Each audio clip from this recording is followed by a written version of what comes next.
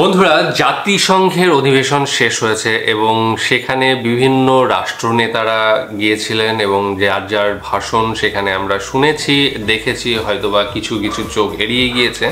তবে ওখানে যিনি মূল মধ্যমণি ছিলেন আমরা যেটুকু জানতে পারলাম সেটা হচ্ছে হ্যাঁ ডক্টর ইউনূস, বাংলাদেশের যে উপদেষ্টা, প্রধান উপদেষ্টা, তার যে ক্যারিজমা সেটা আমরা সেখানে দেখলাম। সেখানে বাইডেনের সাথে তাকে করমর্দন করতে দেখেছি, যেমন তেমনি তিনি ভাষণ দিয়েছেন। বিল ক্লিন্টনের যে ফাউন্ডেশন রয়েছে সেই ফাউন্ডেশনে বিল ক্লিন্টনের সাথেও দেখলাম তিনিও একজন পূর্ববর্তী রাষ্ট্রপতি ছিলেন। তো বিভিন্ন ধরনের এই সমস্ত ছবিগুলো আমরা আস্তে আস্তে পাচ্ছি এবং সেখানে তার যে গুরুত্ব সেটা কিন্তু লক্ষ্য করা গিয়েছে। যাই হোক, আজকে আমরা যে ভিডিওটা দেখব সেটার শিরোনামই হচ্ছে বিশ্ব নেতাদের মধ্যে সেরা ডক্টর ইউনূস। হ্যাঁ, জাতিসংঘের অধিবেশনে বিশ্ব নেতাদের মধ্যে সেরা হচ্ছেন মধ্যমণি ডক্টর ইউনূস। ডেসক্রিপশন বক্সে লিংক দিয়ে রাখবো, সেখানে এই অরিজিনাল ভিডিওটা দেখো, সাথে সাথে চ্যানেলটাকে লাইক, শেয়ার, সাবস্ক্রাইব করে দিও।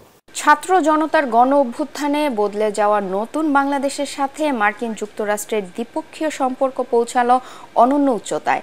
অন্তর্বর্তীকালীন সরকারের প্রধান উপদেষ্টা হয়ে জাতিসংঘ সদর দপ্তরে মার্কিন প্রেসিডেন্টের সঙ্গে প্রথম বৈঠকে রাষ্ট্র পরিচালনায় পূর্ণ সমর্থন পেয়েছেন ডক্টর মোহাম্মদ ইউনূস। বিশ্বের সবচেয়ে বড় আন্তর্জাতিক প্ল্যাটফর্মের অধিবেশনে সিক্ত হয়েছেন বিশ্ব নেতাদের উষ্ণ অভ্যর্থনায়। রোহিঙ্গা ইস্যুতে বাংলাদেশকে প্রায় $20 কোটি সহযোগিতার ঘোষণাও দিয়েছেন যুক্তরাষ্ট্র। এদিকে ক্লিন্টন গ্লোবাল ইনিশিয়েটিভ অনুষ্ঠানে ছাত্র জনতার আন্দোলনে নেতৃত্ব দেওয়া শিক্ষার্থীদের বিশ্ববাসীর কাছে পরিচয় করিয়ে দেন প্রধান উপদেষ্টা। বিস্তারিত জানাচ্ছেন একরামুল হক সায়েম। প্রধান উপদেষ্টা ডক্টর মোহাম্মদ ইউনূসের সঙ্গে মার্কিন প্রেসিডেন্ট জো বাইডেনের এই অন্তরঙ্গ মুহূর্তই জানান দিচ্ছে যুক্তরাষ্ট্র ও বাংলাদেশের সম্পর্ক কতটা নিবিড় হয়েছে। এবারই প্রথম জাতিসংঘ সাধারণ পরিষদের অধিবেশনের ফাঁকে মার্কিন প্রেসিডেন্ট ও বাংলাদেশের কোনো সরকার প্রধান বৈঠক করলেন। আর 23 বছর পর অনুষ্ঠিত হল দুই দেশের শীর্ষ নেতার দ্বিপাক্ষিক বৈঠক। এ সময় বাংলাদেশের অন্তর্বর্তীকালীন সরকারকে পূর্ণ সমর্থন জানায় যুক্তরাষ্ট্র। ডক্টর ইউনূস বিগত সরকারের আমলে সব ধরনের নিপীড়নের বিরুদ্ধে শিক্ষার্থীদের সাহসী ভূমিকা ও বাংলাদেশ পুনর্গঠনে তাদের গুরুত্বপূর্ণ অবদানের কথা জানান বাইডেনকে।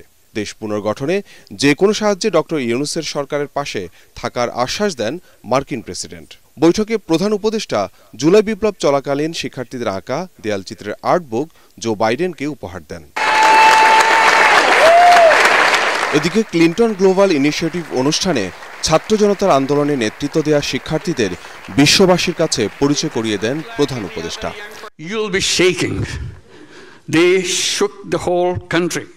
মাহফুজ আলম, সুচিস্মিতা তিথি ও নাইম আলীকে স্টেজে এনে আন্দোলনে তাদের সাহসী ভূমিকার কথা তুলে ধরেন তিনি। মাহফুজকে পরিচয় করিয়ে দেন আন্দোলনের নেপথ্যের কারিগর হিসেবে।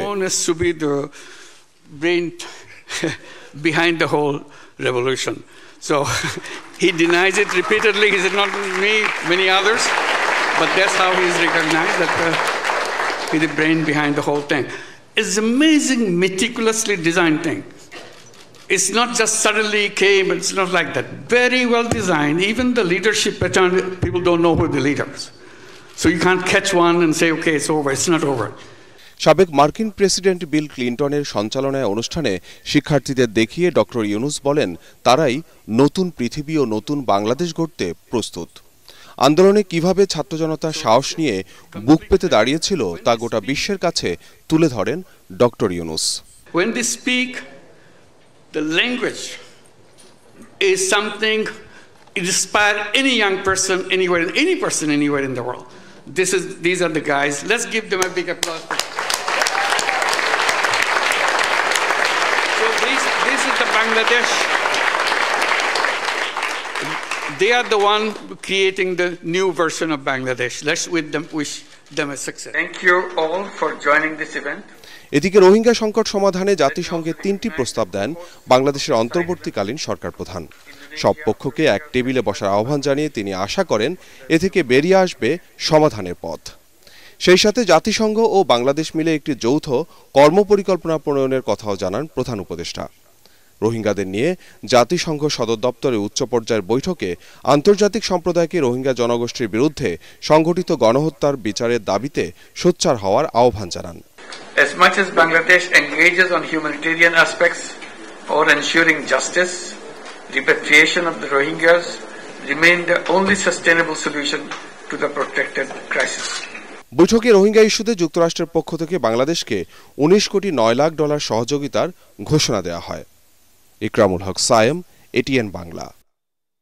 বাংলাদেশের প্রধান উপদেষ্টা ডক্টর মোহাম্মদ ইউনূস, তাকে আমরা জাতিসংঘের যে সভা সেখানে দেখলাম এবং সাথে সাথে তিনি বাংলাদেশ সম্পর্কে তাদের জানালেন যে কিভাবে পুরো আন্দোলন, জুলাইয়ের আন্দোলনটা সংগঠিত হয়েছিল এবং সবচেয়ে বড় ব্যাপার হচ্ছে বিল ক্লিন্টনের যে ফাউন্ডেশন, সেখানে তিনি পরিচয় করিয়ে দিলেন ছাত্র নেতাদের সাথে এবং সেখানে মাহফুজ আলম, যিনি হচ্ছেন প্রধান উপদেষ্টার সহায়ককারী, তো তাকে পরিচয় করিয়ে দিলেন অ্যাজ আ গেম প্ল্যানার হিসেবে, সবচেয়ে মাস্টার মাইন্ড হিসেবে। এর আগে আমরা মাস্টার মাইন্ড হিসেবে তাকেই চিনেছি, কিন্তু মাঝখানে একটা ভিডিওতে আমরা দেখেছিলাম যে সে নিজেই বলেছে যে আমি মাস্টার মাইন্ড নই, কিন্তু সেটা হয়তো তার কি বলবো বড়প্পন, যেটা সে উদারতা, সেইটা বলেছে। কিন্তু এখানে ইউনূস স্যার কিন্তু এটাই বললেন, তাকেই ক্রেডিটটা দিয়েছেন এবং তিনি যেটা বললেন যে পুরো সাজানো, একদম এই যে হট করে হয়ে যায় কিছু কিছু জিনিস, সেরকম বিষয়টা না, কিন্তু বিষয়টা হচ্ছে যে এটা পুরো সাজানো প্ল্যান, আস্তে আস্তে আস্তে আস্তে স্টেপ ওয়াইজ কিন্তু এটা হয়েছে এবং যে স্বৈরাচারী শাসন ছিল সেটাকে ক্ষমতাচ্যুত করে আজকে যে জনতার সরকার বা অন্তর্বর্তী সরকার এসেছে সেটা কিন্তু স্থাপন করা হয়েছে। এবং তিনি দেখতে চেয়েছেন যে আগামী দিনে এই ছাত্ররাই যে সমাজ তৈরি করবে তাতে বাংলাদেশ আরো এগিয়ে যাবে এবং আরো ভালো কিছু করবে, সেটা তিনি চেয়েছেন। এবং পরবর্তী সময়ে দেখলাম যে ইউএন এর যে কমিটি রয়েছে সেখানে যত সম্ভব মানবাধিকার কমিশনের ওখানেই কোনো মিটিং হচ্ছে এবং সেখানে রোহিঙ্গা বিষয়ে তিনি আলোচনা করছেন এবং 3টি উপায় প্রস্তাবনা করেছেন এবং সেখানে 3টি উপায় কি কি রয়েছে সেটা হয়তো বা পরবর্তী সময় জানতে পারবো আমরা কি কি তিনি বলেছেন। তবে পুরো বিষয়টা এবং জো বাইডেনের সাথে যে করমর্দন, যেটা বলা হচ্ছে যে প্রায় 20 কি 23 বছর আগে এইরকম সরাসরি আলোচনা হয়েছিল, যেটা মার্কিন প্রেসিডেন্টের সাথে কোনো বাংলাদেশি প্রধানমন্ত্রী। তবে আমি একটা জিনিস যেটা শুনেছি না, যেটুকু মনে করতে পারছি, একবার হয়তো বা শেখ হাসিনার সময় বিল ক্লিন্টন হয়তোবা এসেছিলেন বাংলাদেশে একদিনের জন্য বা কিছু সময়ের জন্য সংশয় আছে। তোমরা একটু কাইন্ডলি একদম কারেকশনটা করে দিও যে কমেন্ট সেকশনে আমরা ঠিক বলছি কিনা। বিল ক্লিন্টন অথবা জর্জ বুশ, এইরকম কেউ হয়তো এই দুজনের মধ্যে এখানে কিন্তু বাংলাদেশে কিন্তু নেমেছিলেন। তো সেটা একটু কনফার্ম করো। আর বাকি যেটা সেটা হচ্ছে ডক্টর ইউনূস সম্পর্কে বলতে গেলে সবই কম বলা হয়। তাকে নিয়ে অনেক আলোচনা করেছে, আমরা অনেক কিছু জেনেছি, ঠিক আছে, এবং তাকে সারা বিশ্ব চেনে, তিনি একজন নোবেল লরিয়েট। একদম। তো এই ব্যাপারগুলো নিয়েই আজকে ভিডিওতে আমরা দেখলাম জাতিসংঘে তার যে গুরুত্ব রয়েছে সেটা কিন্তু প্রকাশ পাচ্ছে, বাংলাদেশের যে গুরুত্ব সেটা তার সাথে সাথে কিন্তু আরো বেশি পরিমাণে বিস্তার করছে। যাই হোক, তোমাদের ভিডিও কেমন লেগেছে জানিও, ডেসক্রিপশন বক্সে লিংক দিয়ে রাখবো, সেখানে গিয়ে অরিজিনাল ভিডিওটা দেখো, সাথে সাথে চ্যানেলটাকে লাইক, শেয়ার এন্ড সাবস্ক্রাইব করে দিও।